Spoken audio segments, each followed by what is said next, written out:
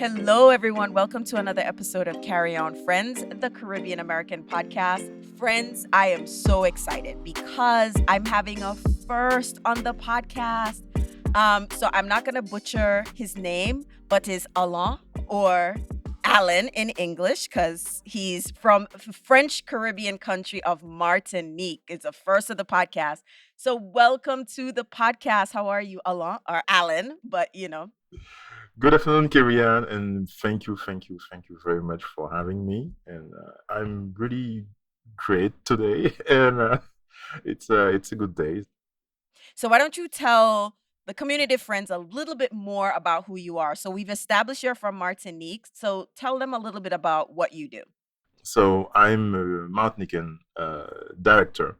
So I'm making animation film, and initially my job is to go in studios and animate 3D or 2D characters in film, advertising, short film, any type of 3D content. So initially that's my work, but because I made most of my career here in Martinique, where the industry is not developed, you have to do much more than that. So that brought me to create entire film by myself. So initially it was short films, and then it became longer. And right now I can produce feature films, and that's how I live. So that's what I do most of the time. I am so excited, friends, because I have previews of these animations. And as I was telling Alon before we hit record, I was blown away. Not blown away because, like, a Caribbean person could do this, but blown away was because, yeah, a Caribbean person did this. And so, before we get into the work you do, tell me a little bit about what it was like growing up in Martinique. If you share some of that experience with the audience, that would be wonderful. Growing up in Martinique was well, it's a Caribbean, so it was a really nice place. I grew up in the beginning of the 80s, so no technology, nothing like that. Everybody read, uh, and we didn't have the comfort that we have now. So it was really an era where, in your mind, you had to go really far if you wanted to get somewhere. So that shaped a bit what I would do later. And when I was 6, I started stuttering very much, and I couldn't speak well at all. And that pushed me to develop a really internal world, and I start writing and drawing stories. So story became comics books, and after that, I wanted to create scenarios for film. That was also the development of computer. So the first computer appears, and it was really fascinating to see that happening. And when I reached the age of 17, there was a school in France that would teach people how to create 3D art. But back in the day, 3D art was not like today, because the first film from Pixar was not made yet. So it was really gambling, but it was fascinating.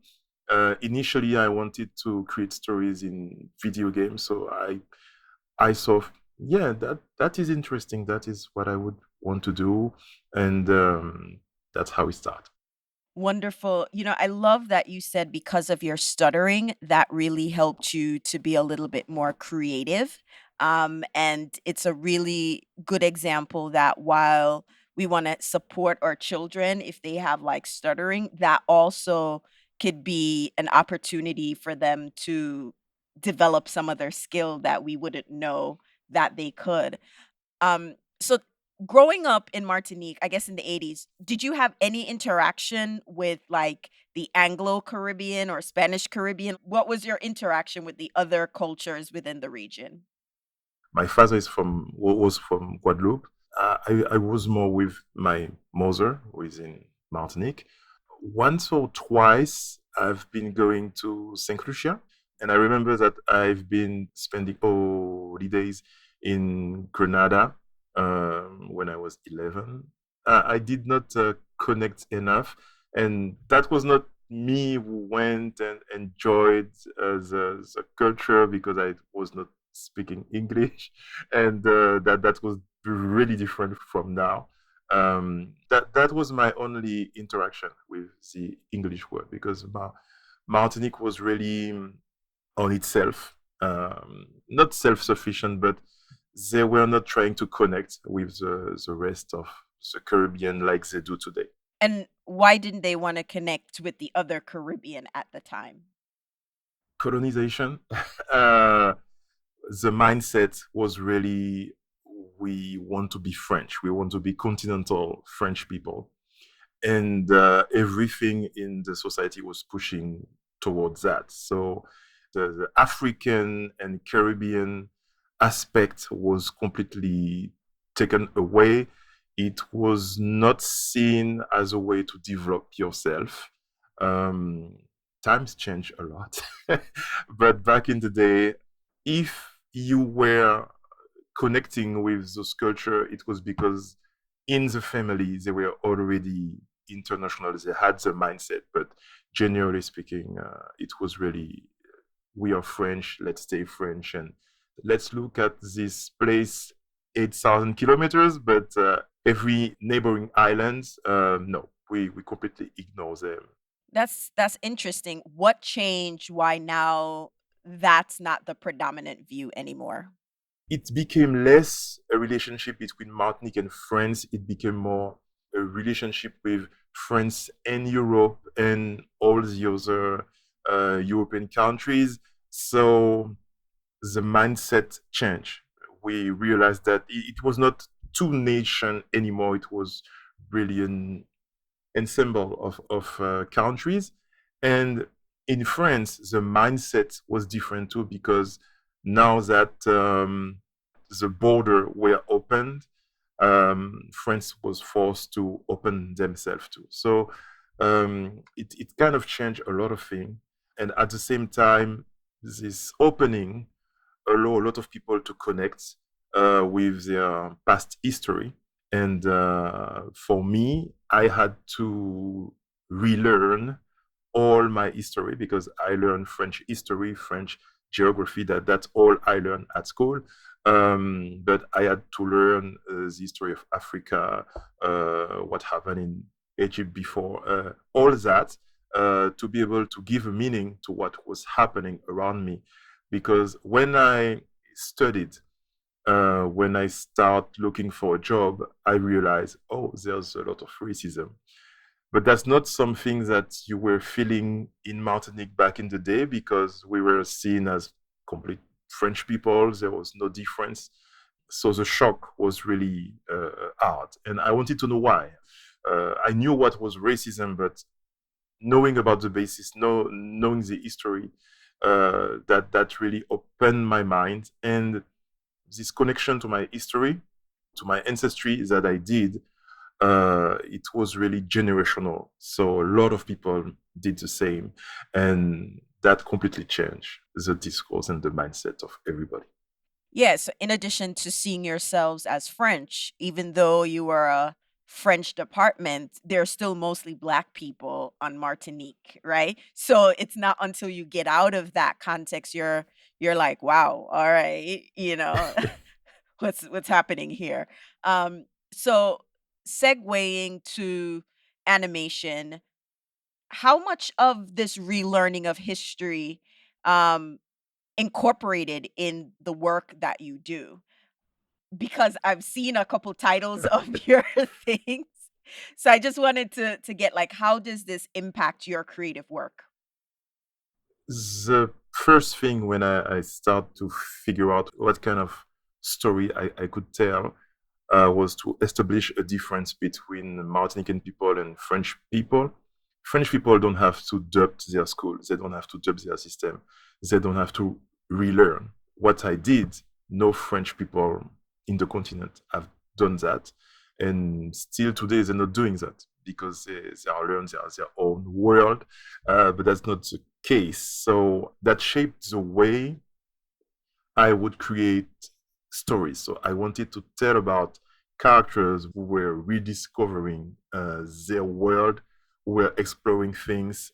I was really into stories where things are hidden, but suddenly we discover, we find out the reality about what's happening. And at the same time, deeply the philosophy. Well, in France, it's seen as a French thing. We don't speak about Martinican philosophy. In France, it doesn't exist and it doesn't make sense.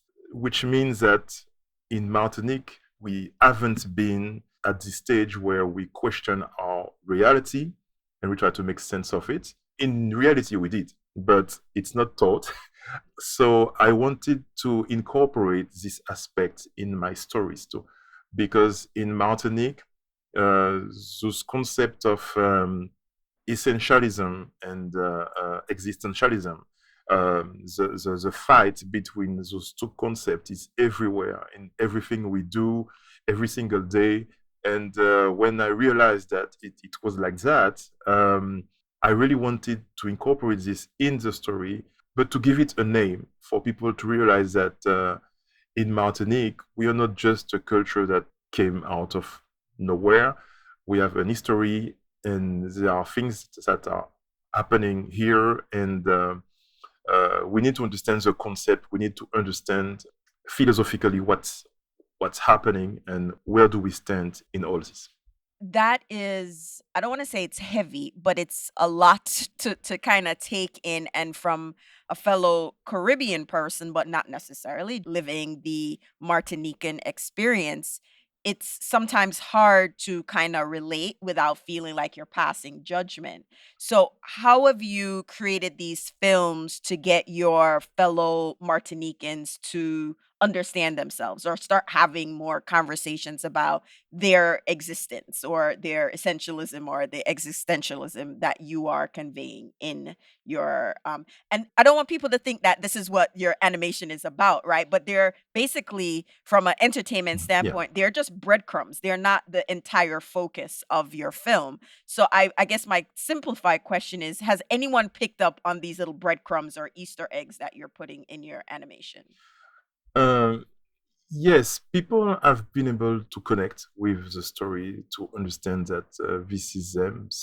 For some people, it was really a discovery because they were not seeing things like that in Martinique. For some people, it has been a complete change. I've learned later that it completely changed the life of some some other people. They completely changed their destiny based on this film after the viewing of my first feature film. Those concepts were really more important in my first film because it was using science fiction to tell black slavery. So it was really a new concept for everybody. They were not seeing themselves this way. In Martinique, we were not doing anything science fiction. Science fiction was reserved for the North, for European country, developed country, but not Martinique. So that was quite a shock. But people, yes, they understood those concepts, and I think that even to this day, they keep discovering things in the stories that I create. And I just wanted to say too that when I start my career in Martinique, most of the demand was about PSA and film for helping people. So my first short film was a film to help people to understand AIDS and protect themselves. After that, I had to make a film about agoraphobia. And so without wanting, Martinique shaped me to try to find a solution to a social problem through animation. And the idea was to create something entertaining, but at the same time, something that could give us some insight, some solutions, some direction about a problem that we were experiencing for real. Thank you for that. And just to name it in this episode, was the first film that you did, was that the Battle Dream Chronicle?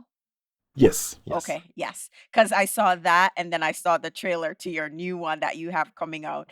So, why don't you tell a little bit more about you starting your company? You tell me the name because I don't want to Okay. pronounce it wrong. Your company, some of the challenges that you have around creating it. Are you mostly filming in Martinique? Yes, yes, completely. Initially, that was not my goal, but after that, that became something I was proud of because we didn't have anything to be able to do that. When I create my company, I create a first company that stay alive for 9 years. Back in the day, in 2001, it was called Dream Event Pictures, and this company that would shape what I do later. It was mostly about creating animation for non-profit association.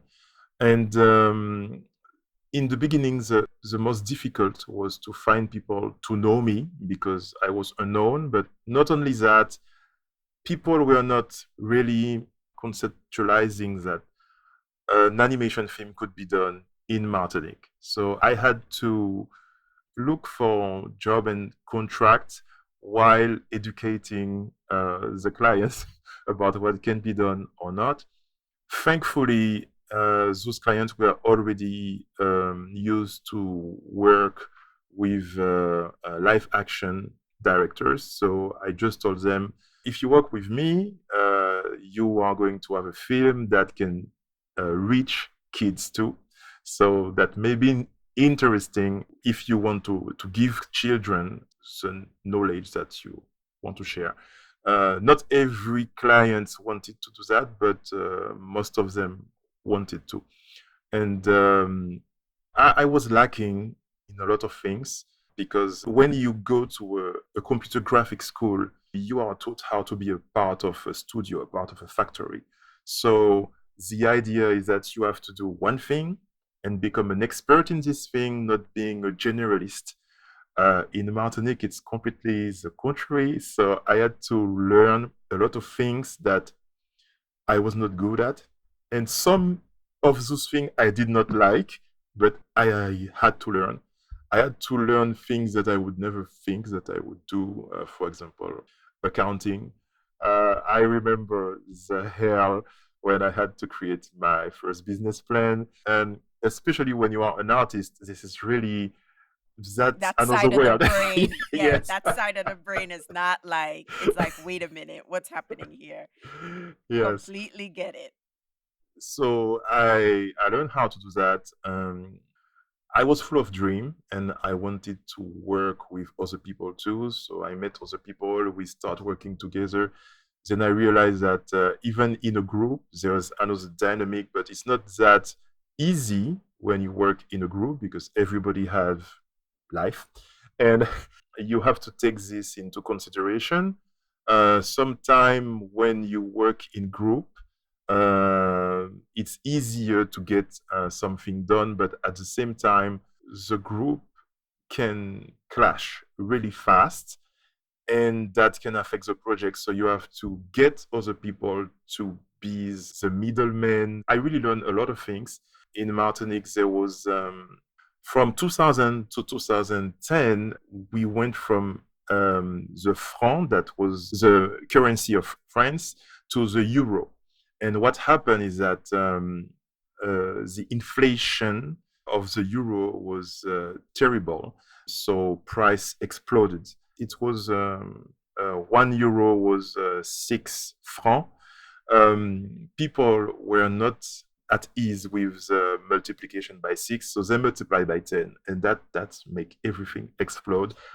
By 2009, everything stopped in the island. There was a big strike, and that was for those price because the price had to go down.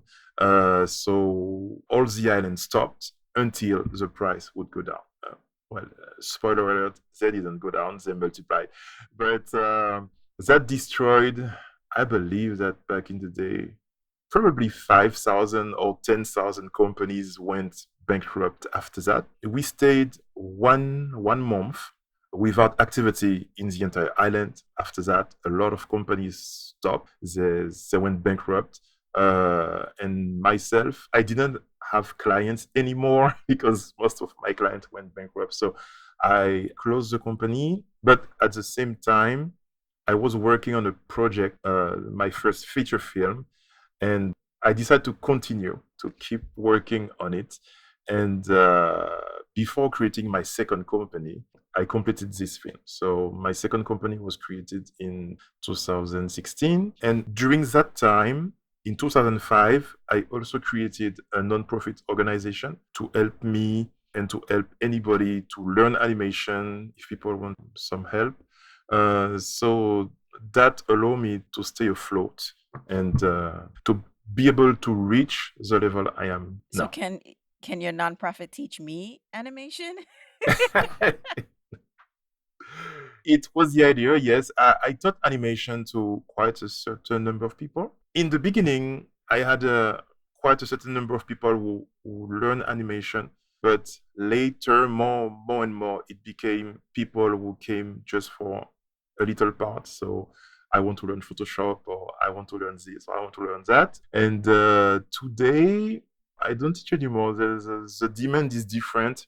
Right now, it's much more schools that ask me to make project with them. So I work with another nonprofit organization that is called Cineole, and with that we are going into schools and group of young people to teach them how to create stories.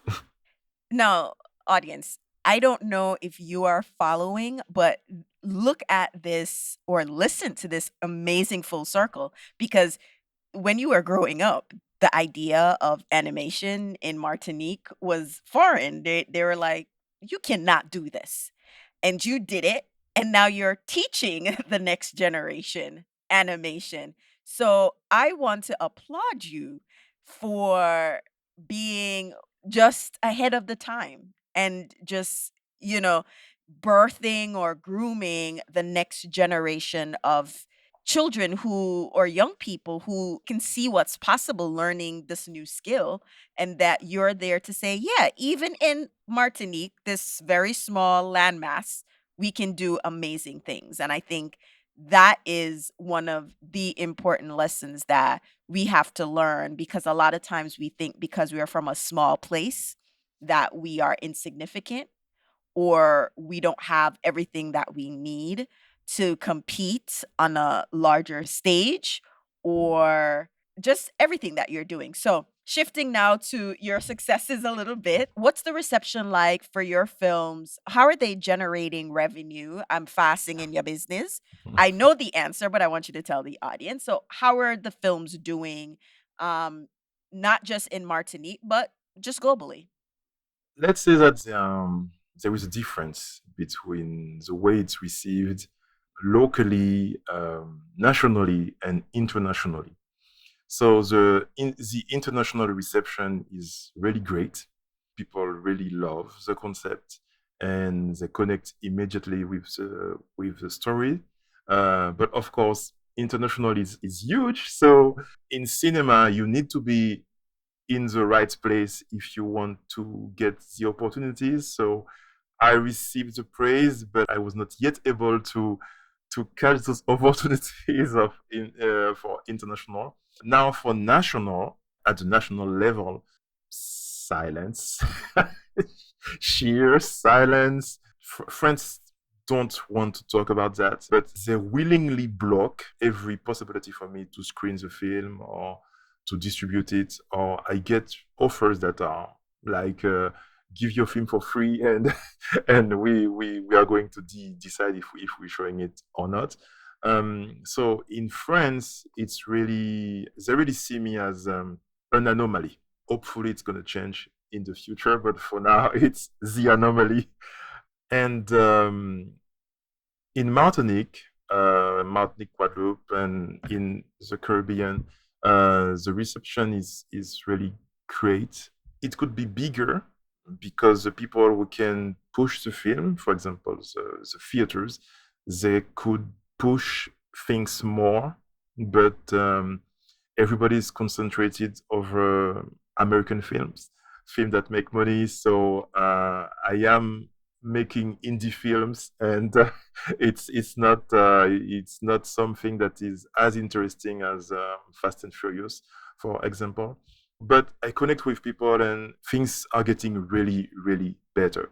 That gave me the opportunity to find out that there is an animation industry that is already existing in the Caribbean with Trinidad and Jamaica.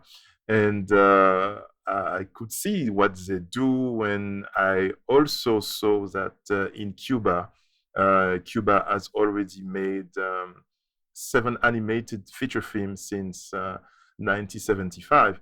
So that was a way for me to discover the Caribbean. Everybody loves the film, and it's really different from France. Internationally, I was surprised because I was not expecting the film to touch people. First, internationally, I was expecting something more closer to home. So, how much the film made? A film like Battle Chronicle made around 100,000 euro. Problem is, it did this in 6 years. So with Opal, I was in the process of compressing this time. So I developed program and plugins. So I had to learn how to code in order to multiply my speed and make me capable of creating faster in order to be able to make money faster. And it is working because Battle Rim Chronicle, I took 7 years to create Battle Rim Chronicle, and Opal, I took 2 years. And lately, I'm still upgrading the tools that I had, and I believe that I can reduce this to 18 months. So, Wonderful. And so, congratulations, right? We have all have to start somewhere because like you said, you can see the progression and the growth, right?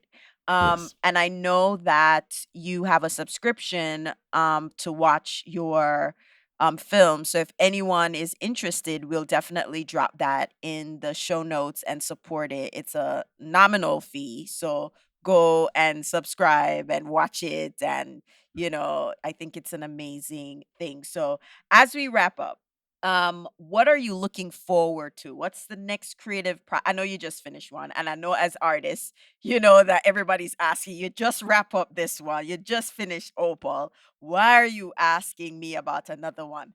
I'm also creative because there's always many more in the brain. Yeah. There's always many more in the brain.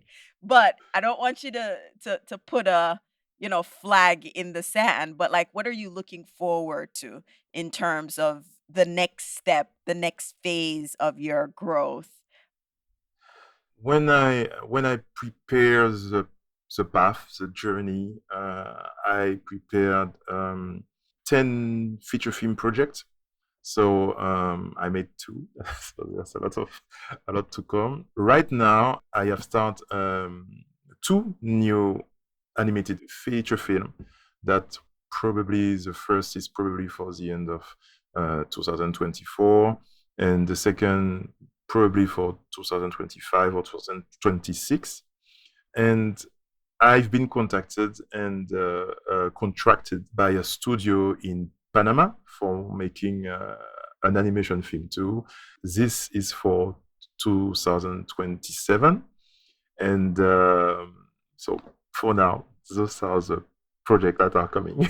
Congratulations, and I'm excited for you. So, are you on social media and where can people find you on social media? Yes, I'm on social media in Facebook, Alain Bidard, or Pagod Film, Pagod, or there's Opal, there's Battle Rims, there's one page for both film. Also in Instagram, Alain Bidard, simply. And there's a website that is more presentation for what I do is Alain Bidard .com. So Alain, you can write it with an I or without an I. It works. Both ways lead to the same website. So that's where you can find me. Wonderful. And I'll drop all the links in the show notes and all the ways that they could consume your projects and support you. So, thank you so much for being on the podcast. I enjoyed having this conversation, learning about your experience and the work you do.